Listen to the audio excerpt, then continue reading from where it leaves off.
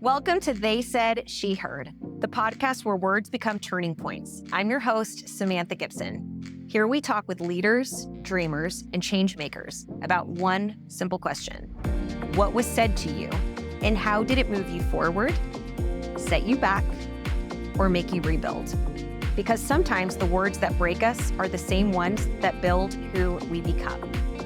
I am super excited to have you guys join me. If you are brand new to the podcast, I hope you enjoy so much that you continue to visit us.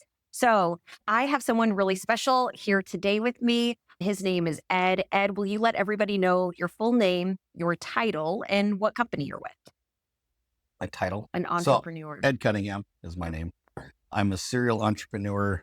I wear lots of hats. We can go from CEO to investor to I ride motorcycles. That's good. Good enough. We'll take it. So I am going to go ahead before we get started on the question. Want to make sure we do this week's shout outs. The first one is to Ashley Kildew. She is my loan officer, my go-to gal that is helping me record this audio, visual, and everything in between. I will make sure to connect all her social media handles. So if you guys have any needs, she is your gal. And I also want to do a follower shout out. I think it is so important that we give credit where it is due week over week. This week, quite honestly, I want to give it to all of you guys. The amount of support that I have received, I very early on knew I'm not looking to have millions of downloads. I'm not looking to have millions of followers. What I am looking for is to know that I've made a difference in at least one human being's life. Combination of the stories I share with you guys and also the people that I bring to the table. In a very short amount of time, the feedback that I've received of how the messages are being received and how inspirational they are remind me to keep going. And it reminds me the critical importance of having platforms like this with messages like this so that everyone, it doesn't matter your title, the organization you're with, but that we can really talk about real topics, real subjects with, I don't want to say no filter attached, but in such an authentic way that it allows people and it reminds you that you are human and it is allowed and okay to be exactly that, a human. So we're going to go ahead and dive on in. I am going to go ahead, Ed, and ask you that question of the podcast. What was something said to you and how did it move you forward, set you back, or make you rebuild? You know, this is a great question. I know you threw this out to me a few days ago and went back and forth with, because I have so many stories. I have one of those weird lives. My mom once told me, she said, "Sons, your life's the kind of life you just want to pull out a lawn chair and a margarita and watch."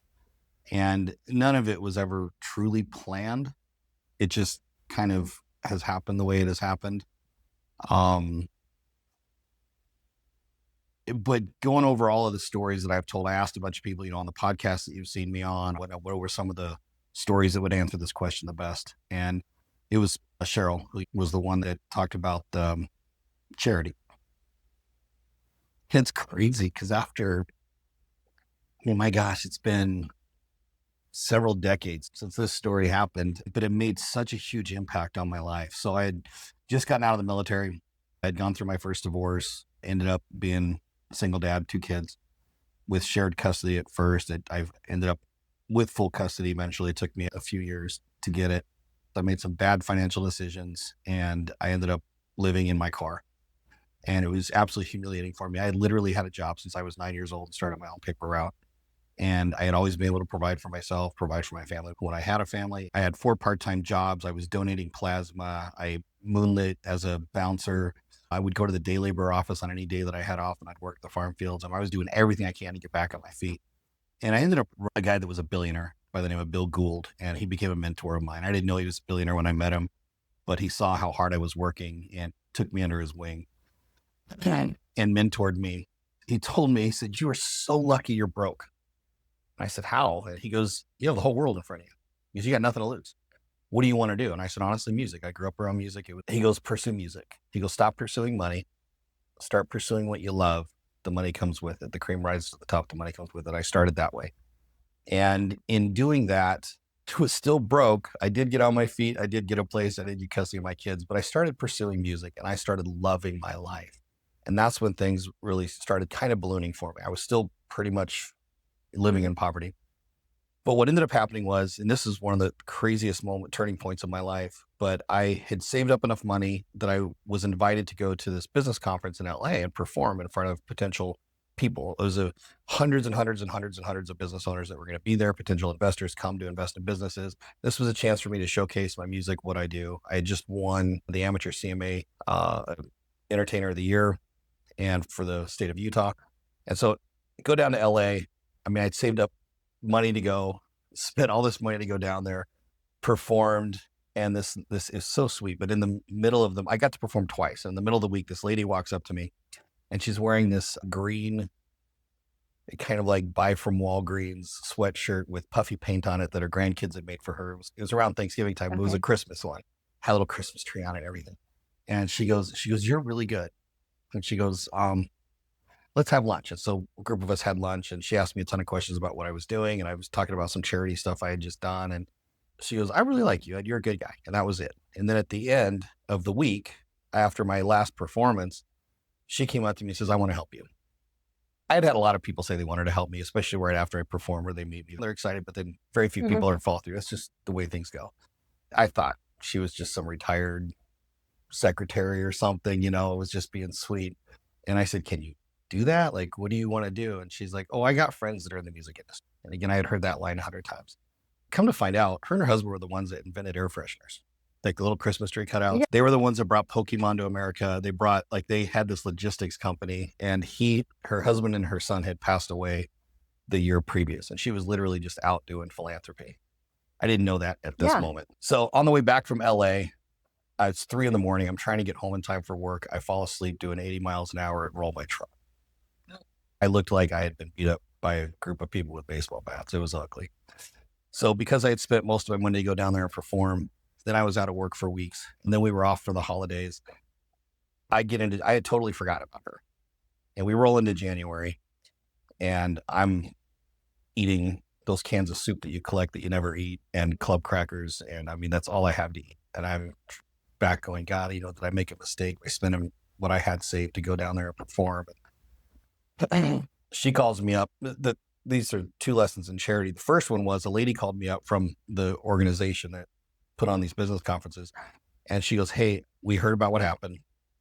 We raised a bunch of money for you and Brian, the guy that was in the car with me. I said, you know what? Brian's worse off than me. Give him the money. He needs it more than me. And she's like, Ed, no, we do have money for Brian, but we also have money set aside for you. And I was like, seriously, just give it to Brian. She goes, and I'd never heard this lady cuss before. She goes, Ed, you asshole. She goes, there are people trying to bless you and you're withholding blessings from them by not receiving. And I went, amen. I realized I had been fighting the universe on receiving. I thought I had to go out and get. I thought I had to go out and take. I thought I had to go out and earn. Instead, the universe is there to bless us and just give to us. That was my first lesson in charity within this next week. And so I said, you know what, God, I'm opened up to receiving. I accepted the money, which was very humbling and humiliating for me, but I did it. And it helped me. And now I was going to be able to get through the next couple of months. And then out of the blue, Marge calls me, the lady with the grading, and she goes, are you ready for your life to change? So she was friends with a guy named Seth Riggs, who's considered one of the greatest vocal coaches ever. He's the guy that trained to the Jacksons, was Michael Jackson's personal coach all through his life and career. Bette Midler, Barbra Streisand, anyone flew around the world to meet with Seth Riggs. So she tells me she's flying me to LA to meet with Seth Riggs, and that if he says I've got talent enough, she's going to help me get started in Nashville. I flew to LA with her and she got me this beautiful hotel room overlooking the pier. I mean, it was just absolutely beautiful. And there was this gorgeous park outside there. And every night, so I did several lessons that week with Seth and met with him and got a lot of advice and mentorship from him. But every night I would sit there on the deck looking at the ocean and there were a group of homeless people would gather in the park across. Well, one night Marge takes me out for this huge seafood dinner. I mean, a group of 10 couldn't have eaten all the food that they brought us, but it was called the Seafood Feast for Two. It was 2 whole lobsters, 2 pounds of crab. There was like 2 pounds of potatoes and corn. And it took up most of this table, right? Just in opulent, like abundance. And I'm like, what are we gonna do with all this extra food? She's like, I don't know. I said, you know what? I said, why don't we have it packaged up and I'll take it to the homeless people that are always across the park. She was like, oh, that's a great idea. And this right here is the biggest lesson in charity I've ever learned. And it totally changed my entire life on how I saw the things that I did charity wise and philanthropy wise. And so they literally made me this giant swan out of aluminum foil with all the food in it. Like it was that fancy of a restaurant. Yeah. And so we go back to the hotel, we park under the hotel, and I said, I'm going to walk across the street. So I walk across the street. There was this one homeless guy that was always saying hi to everybody. It seemed like all the other homeless people knew him, and he was sitting at the table. So I walked up and I said, "Sir, are you hungry?" And he looks at me and he looks at this aluminum foil and he goes, "Yeah, I am." We had a bunch left over from dinner, and I set it down. And he opens it and he looks at this abundance of food he's probably hasn't tasted in a long time. And he looks up at me with this huge smile on his face. I didn't realize, but in that moment, I was expecting a thank you. I was expecting gratitude until he said, "I can feed my friends."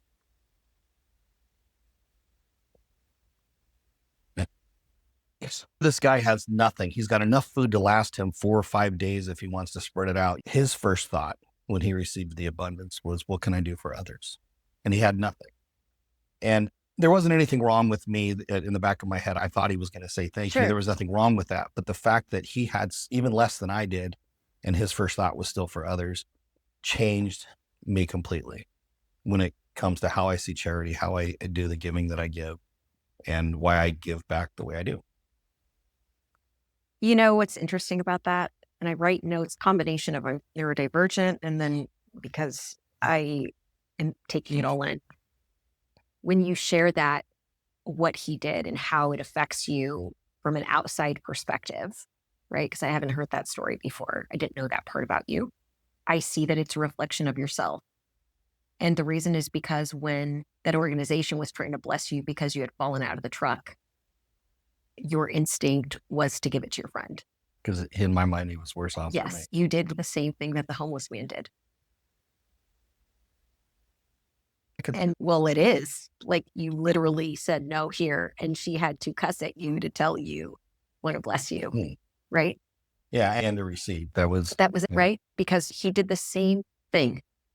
Yeah. But he was better at receiving than I was, though. Yeah. I mean, he gladly, he was straight up like, "Oh my gosh, now I can go and bless others." And That's it. yeah, it was huge. But that talks about heart, right? But that's why in every business I have, we have a charitable give back to it. So like Frontline Beard Co. that we started, it's all about premium, toxin free, high quality products. It's all about men's health, real men's health. And but we have a 501c3 that also, just like we did at Firehouse Subs, a portion of all sales goes to fire, police, and military grants. Right. Like there has to be, I don't feel complete in the work that I'm doing if there's not a give back component to it. Thank you for sharing that story. Sure. I promised Ed that we were going to stick to 20 minutes. He didn't believe that was true. So I'm going to just intentionally prove a point that we are. But I'm going to go into the secondary question here in a second. But before I do, I think it's important out of this episode, if all you get out of this episode today is the reminder, so often we get blessed. You can hit your lowest of your lowest, your highest of your highest. It is your responsibility, in my opinion, to give back, to always keep your eyes, ears, and heart open. Because if you have the opportunity to bless someone, whether it's through a contact, a connection, monetarily, just listening, whatever it is, give back.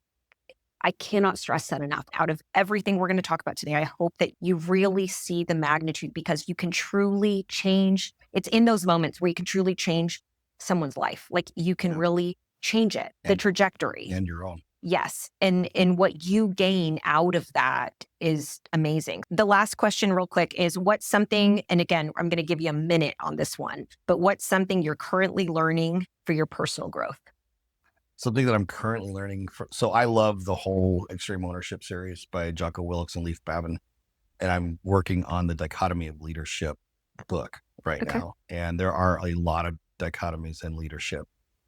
And I'm loving it. I'm going to wrap up real quick, you guys. Ed, what I'm going to do is I'm going to let you pick one of these questions. You get to read the question out loud, but you cannot answer it here. So what we do, you guys that have been following us, or if you're new, we read the question out loud on this episode. And in order to find Ed's answer, he's going to make the answer back as creative or as plain as he wants to post it out there. But there you go. If you had to sum up your current season of life in a movie title, what would it be? All right. So make sure, go follow him, go find him to get his answer. I'm wrapping up, but I want to remind you of something super important. Remember, I see you. I love you. You matter to me. Again, if all you get today is just share the gifts and your core purpose, your skill sets with others around you to help make the world a better place, I hope you do that. Go make the rest of this week amazing. We're going to go make it amazing. And with that, I will talk to you soon. Bye.